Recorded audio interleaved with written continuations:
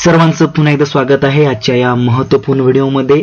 आज आपल्या most important question series जी आपण सीटीईटी किंवा टीईटी मध्ये तुम्ही मराठी भाषा निवडली असेल, मग तो पेपर 1 असो किंवा पेपर 2, भाषा 1 असो किंवा भाषा 2, त्या सर्वांसाठी अति महत्त्वाचे प्रश्न आपण या सिरीज मध्ये घेऊन येत आहोत। त्या सिरीज मधला हा आजचा 13वा व्हिडिओ। या आधीचे 12 व्हिडिओ जर बघितले नसतील तर 12 व्हिडिओ आपण प्लेलिस्ट मध्ये जाऊन बघावे। आतापर्यंत जर चॅनलला सबस्क्राइब केलं नसेल तर चॅनलला सबस्क्राइब करायचं आणि या व्हिडिओला आपलं टार्गेट आहे किमान 5000 लाईकचं। तर ते टार्गेट पूर्ण करण्यासाठी प्रत्येक व्ह्यूअरने, मग जसं तुम्ही व्हिडिओवर याल, एक प्रश्न झाल्यावर तुम्ही लाईक करायचं आहे। आणि एक नियम असा आहे की आपण व्हिडिओ जेव्हा बघत असाल, जेव्हा प्रश्न झाला, आता मी प्रश्न वाचून दाखवणार आहे, त्याच्यानंतर 4 पर्याय सुद्धा दाखवणार आहे। त्याच्यात तुम्ही काय करायचंय की स्क्रीन पॉज करून तुमच्या अंदाजाने जो उत्तर बरोबर येईल ते कमेंट बॉक्समध्ये सांगायचंय की सर 1चं तिसरं बरोबर आहे, 2चं पहिलं बरोबर आहे। आणि मग नंतर मी जेव्हा स्पष्टीकरण देणार आहे तेव्हा तुम्ही पण तुमच्या लॉजिकने चेक करायचं आहे की उत्तर तुमचं बरोबर आहे की नाही। ठीक आहे, चला सुरू करतो मी। पहिला प्रश्न क्रमांक 1, एक मूल पुस्तक हातात घेते आणि त्याची योग्य बाजू हातात घेऊन पानं उलटते, असे करणे म्हणजे काय? आता एक मुलगा आहे, ठीक आहे, हा प्रश्न ऑगस्ट 2023च्या पेपर 1 मध्ये आला होता। ठीक आहे, एक मुलगा आहे आणि तो काय करतोय की त्याने पुस्तक हातात घेतलंय आणि मग तो त्याला, म्हणजे जेव्हा त्याने घेतलं असेल तेव्हा ते पुस्तक मला वाटतं उलट वगैरे असेल, मग तो त्याला योग्य बाजूत घेऊन त्याचं पानं पलटतो, असं करणं म्हणजे काय? पर्याय क्रमांक 1, उदीयमान उपाय कौशल्य, उदीयमान साक्षरता कौशल्य, उदीयमान अभ्यासक्रम की उदीयमान गुणधर्म। ठीक आहे, 4 पर्याय आपल्याला इथं दिले गेले आहेत। आपण स्क्रीन पॉज करून कमेंट बॉक्समध्ये उत्तर द्यायचं आहे। ठीक आहे, मी जातो आता उत्तराकडे आणि स्पष्टीकरणाकडे। तर आपलं उत्तर आहे बघा पर्याय क्रमांक 2, याला आपण काय म्हणूया? उदीयमान साक्षरता कौशल्य। आता का म्हणूया आपण आता स्पष्टीकरण बघणार आहोत। बघा, असे स्पष्टीकरणासह व्हिडिओ तुम्हाला युट्यूबवर मराठी भाषेचे तरी कुठेच मिळणार नाही। ज्या पद्धतीने मी पूर्ण पीपीटी तयार करतो त्याला खूप मेहनत लागते, खूप टाईप करावं लागतं। त्याच्यामुळे आपल्या व्हिडिओला लाईक करा, चॅनलला सबस्क्राइब करा आणि स्टे कनेक्टेड। तर बघा, स्पष्टीकरण जर बघितलं तर बघा, पुस्तक योग्य बाजूने धरणे, पाने उलटणे, चित्रे पाहणे ही सर्व उदीयमान साक्षरतेची लक्षणे आहेत। मुलं औपचारिकपणे वाचायला शिकण्यापूर्वीच ही कौशल्ये दाखवतात, ही साक्षरतेची सुरुवात आहे, म्हणून याला उदीयमान साक्षरता कौशल्य म्हणतात। या पायावरच पुढचे वाचन उभे राहते। ठीक आहे, किती जबरदस्त स्पष्टीकरण आपण इथं घेऊन येतो। त्याच्यामुळे व्हिडिओला लाईक करा, चॅनलला सबस्क्राइब करा। पुढचा प्रश्न क्रमांक 2। आता पुन्हा हा मागील 2 व्हिडिओमध्ये म्हणजे 2023 पासून ऑगस्ट 23च्या परीक्षेनंतर हे प्रश्न विधान आणि कारण ऍड झाले, म्हणजे पॅटर्न थोडा चेंज झाला। मग आता विधान आणि कारण आपल्याला बघायचं आहे आणि विधान आणि कारण बरोबर आहेत का, चूक आहेत का, की एकमेकांचं योग्य स्पष्टीकरण आहेत का, आपल्याला उत्तर द्यायचं आहे। त्याच्यामुळे दोन्ही विधानांकडे चांगल्या प्रकारे लक्षपूर्वक तुम्ही लक्ष द्या। तर बघा, ए म्हणजे विधानला आपण इंग्रजीमध्ये म्हणतो असर्शन आणि आर म्हणजे कारण, त्याला आपण इंग्रजीमध्ये म्हणतो रिझन। तर बघा, असर्शन काय आहे की मुले भाषा आत्मसात करतात कारण ते अनुवांशिक आणि नैसर्गिकरित्या सक्षम असतात, सभोवतालचा यात काहीही सहभाग नसतो। आता हे काय झालं? असर्शन झालं। आता ते नंतर बघूया आपण की असर्शन चुकीचं आहे की नाही। आता हे झालं आपलं असर्शन। ठीक आहे, आता कारण बघूया। कारण विद्यार्थी केंद्रीय असलेल्या वर्गातील वातावरणाचा भाषा आत्मसात करण्यावर खूप प्रभाव असतो। आता आपण काय रिझन सुद्धा बघितलं आहे। आता आपण पर्याय बघूया। ए चूक आहे पण आर बरोबर आहे, म्हणजे असर्शन चूक आहे पण रिझन बरोबर आहे। असर्शन आणि रिझन दोन्ही बरोबर आहेत आणि आर हे एचं योग्य स्पष्टीकरण सुद्धा आहे। असर्शन आणि रिझन दोन्ही बरोबर आहे पण आर हे एचं योग्य स्पष्टीकरण नाही। आणि चौथं, असर्शन बरोबर आहे पण आर चुकीचं आहे। आता हा प्रश्न तुम्हाला थोडा अवघड वाटला असेल जर आपण मागचे व्हिडिओ बघितले नसतील, पण मागचे व्हिडिओ ज्यांनी पण बघितले असतील तर मागच्या 2 व्हिडिओमध्ये आपण प्रत्येकामध्ये हा एक प्रश्न घेतला होता, त्यांना थोडं हे कळत असेल की कसं सोडवायचं।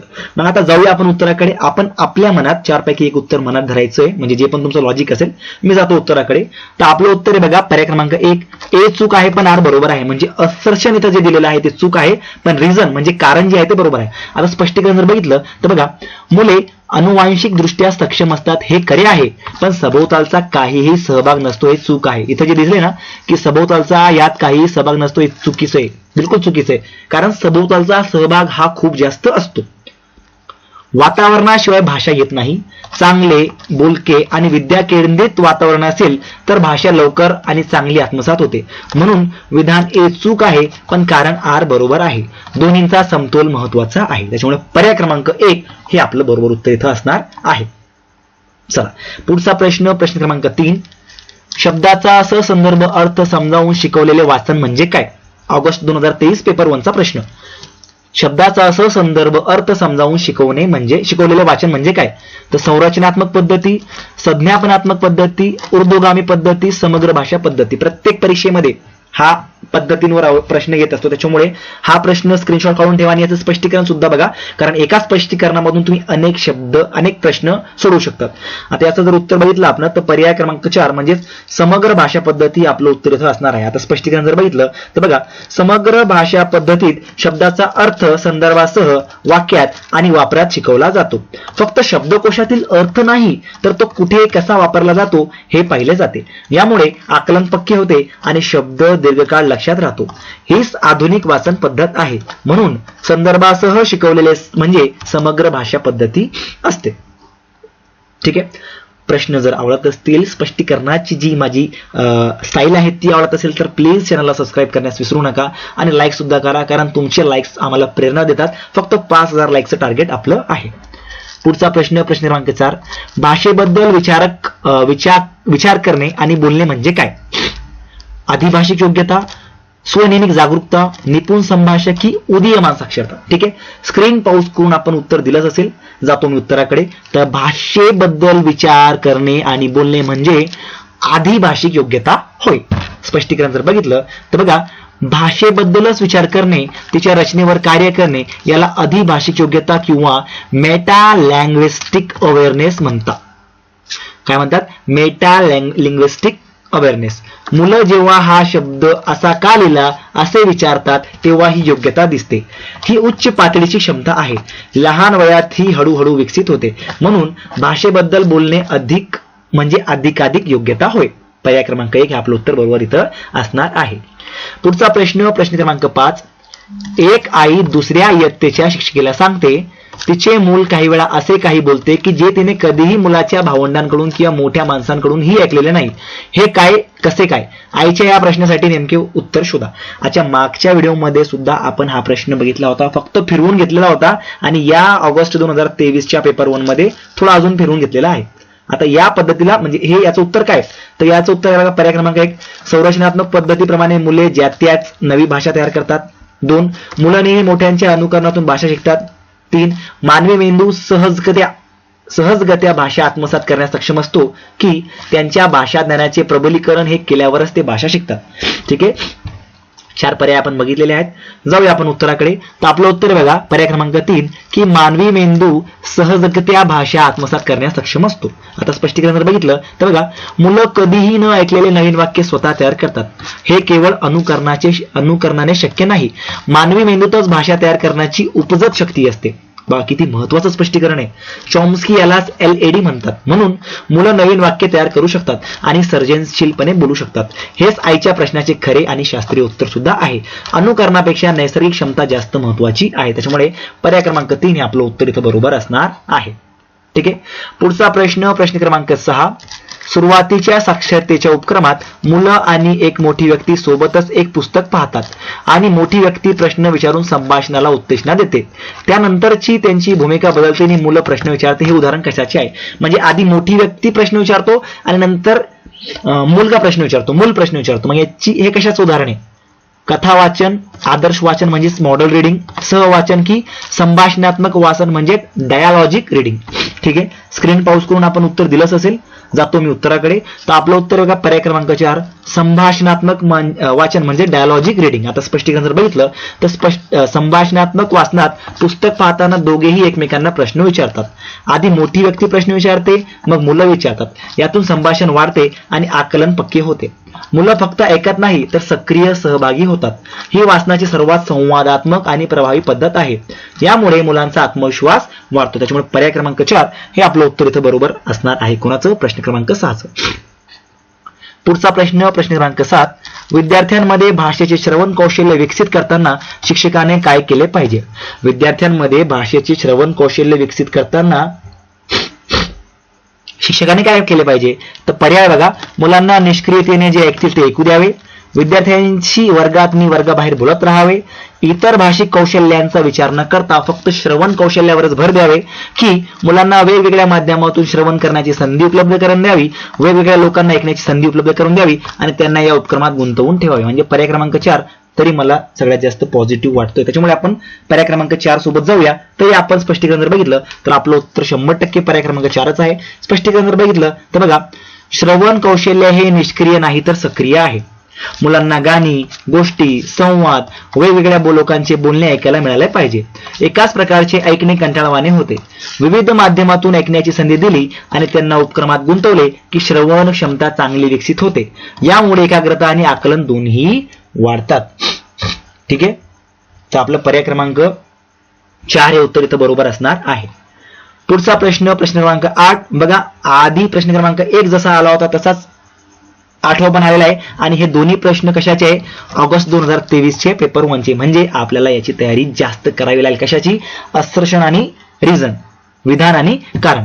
तर बघा, विधान काय आहे की प्राथमिक पातळीवर भाषेतील अचूकता अत्यंत महत्वाची असते, कारण प्राथमिक पातळीवरच्या अभ्यासक्रमात व्याकरण हे अंतर्भूत घटक असतात. आता आपलं असर्शन बघितलं आणि रिझन सुद्धा बघितलं.